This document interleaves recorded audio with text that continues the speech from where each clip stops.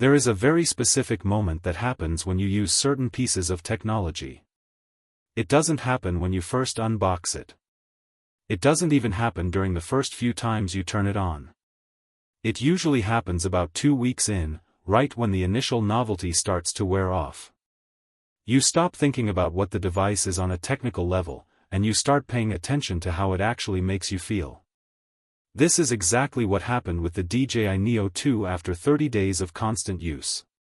At the start, I looked at it exactly how the spec sheet wants you to look at it. I saw a small, casual drone. I saw something that looked a bit like a toy, clearly limited by its physical size, and definitely not something meant to replace a professional heavylifter. That framing made perfect sense to me until I noticed a strange habit forming. I found myself flying the Neo 2 even when I didn't actually need to. I wasn't out there testing a specific feature. I wasn't chasing a difficult cinematic shot for a project. I was flying it simply because it felt comfortable. That is a strange word to use for a drone, but it is more important than most pilots want to admit. When you fly most drones, even the small ones, there is always a background task running in your mind. You are constantly managing the aircraft. You are thinking about the wind gusts. You are making tiny battery corrections. You are worrying about stability. You are waiting for the drone to remind you that it is smaller and more fragile than it looks. Even if you are a very experienced pilot, you are doing this work subconsciously. Your brain is babysitting the machine. But with the Neo 2, that background noise fades away much faster than you would expect. When you launch it, the drone settles into the air and just stays composed. There is no nervous twitching. There are no micro-corrections that make you feel like the drone is struggling. When that babysitting stops, your attention shifts. You stop managing the machine and you start thinking about where you want to go next. This shift is subtle, but it is the core reason why the Neo 2 feels so different over time. This isn't a discussion about whether the Neo 2 is the most powerful drone on the market. It isn't about speed, and it definitely isn't about trying to squeeze impressive numbers out of a spec sheet. Instead, we need to look at why this drone is so easy to live with. We have to look at why that ease comes with a very specific trade-off that only reveals itself after weeks of use. The longer you fly this drone, the more you realize it has a personality. It wasn't designed to impress you with a wow factor on day one. It was designed to reduce friction. Every single part of the experience is tuned to remove the small stresses that usually pile up during a flight. From the way it launches to the way it holds its position, everything is meant to stop you from overthinking. When those stresses disappear, you start to fly more casually. You fly more often. You fly because the barrier to entry has been lowered to almost nothing. This is the environment where the Neo 2 thrives. However, this same design philosophy also explains its biggest limitation. It is a limitation that people often misunderstand because they are only looking at the numbers. To understand this properly, we have to talk about how the drone behaves in the air as a physical object. The Neo 2 doesn't just fly, it responds to you. The first thing you notice after spending real time with it is the total lack of drama in its movement. If you give it a small stick input, you get a small, predictable response. If you give it a large input, it scales up smoothly. Many compact drones feel eager, in a bad way. They surge forward and then pull back. They correct themselves too hard and then have to soften the movement. It works, but it constantly reminds you that the drone is working overtime to stay stable. The Neo 2 doesn't advertise that effort. Even when the wind picks up, it adjusts quietly. The frame stays composed. The movement stays readable. You never get the feeling that the drone is just one gust of wind away from losing its confidence. This calm behavior completely changes how you fly.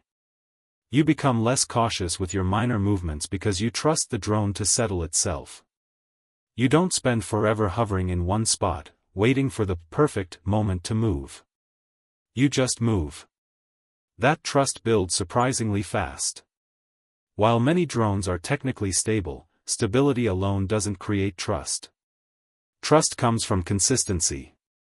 The Neo 2 behaves exactly the same way every time you take it out. It doesn't matter if the conditions are perfect or slightly imperfect. Because it is predictable, your anxiety disappears. You aren't bracing for sudden changes or thinking, "Don't mess this up." You are just flying. This is the point where a drone stops being a piece of equipment and starts being a tool. This is also when you start having longer mental flight sessions, even if the physical flight time is short.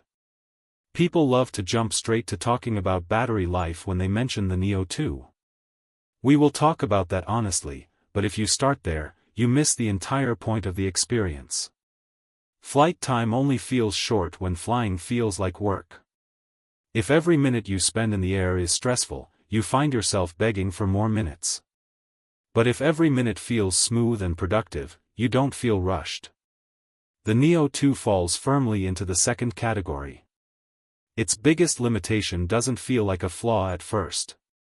It feels like a boundary that you only notice once you have already enjoyed the experience. Once you get past that initial feeling of calm, you have to ask what happens when things stop being gentle. It is easy for any drone to look good when it is just hovering or doing a slow pan in light wind. The real test happens when the movement becomes unpredictable. This is where the Neo 2 separates itself from the competition. When you add speed or make sharp turns, the drone doesn't suddenly change its personality.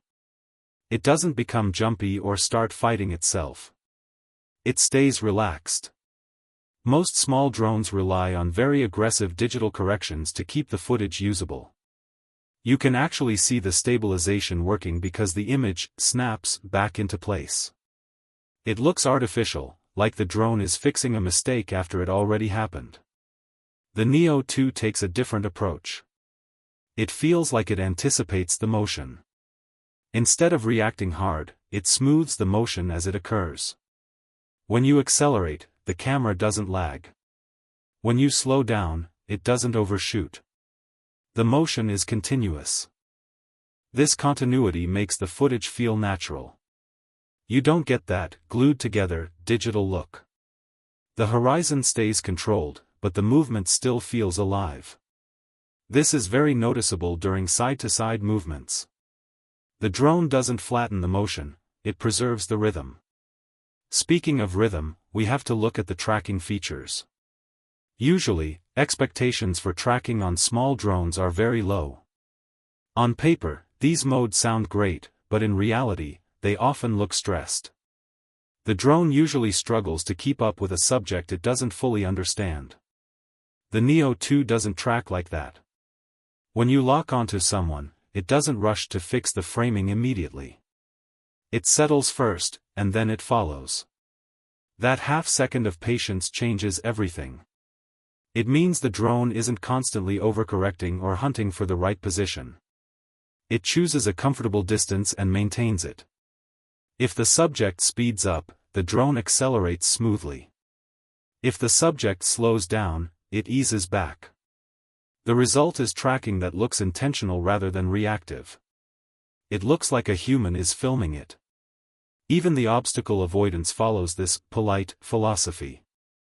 Many drones avoid obstacles by slamming on the brakes or jerking sideways, which usually ruins your shot. The Neo 2 is much more graceful. When something enters its path, it doesn't panic. It adjusts its course gradually.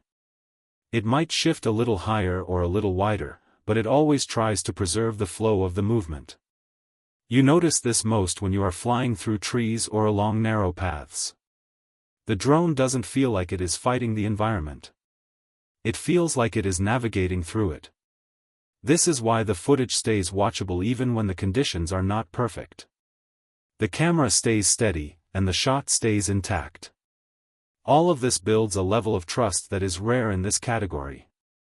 Because the flight is so smooth, you don't feel the passage of time the same way. You aren't mentally exhausted when you land. You aren't just relieved that you didn't crash. Instead, you feel satisfied. That satisfaction is what makes the battery behavior feel so different than what you see in the comment sections online. You aren't landing because something went wrong. You are landing because the session feels complete. This is an important distinction that leads us directly into the reality of the battery life.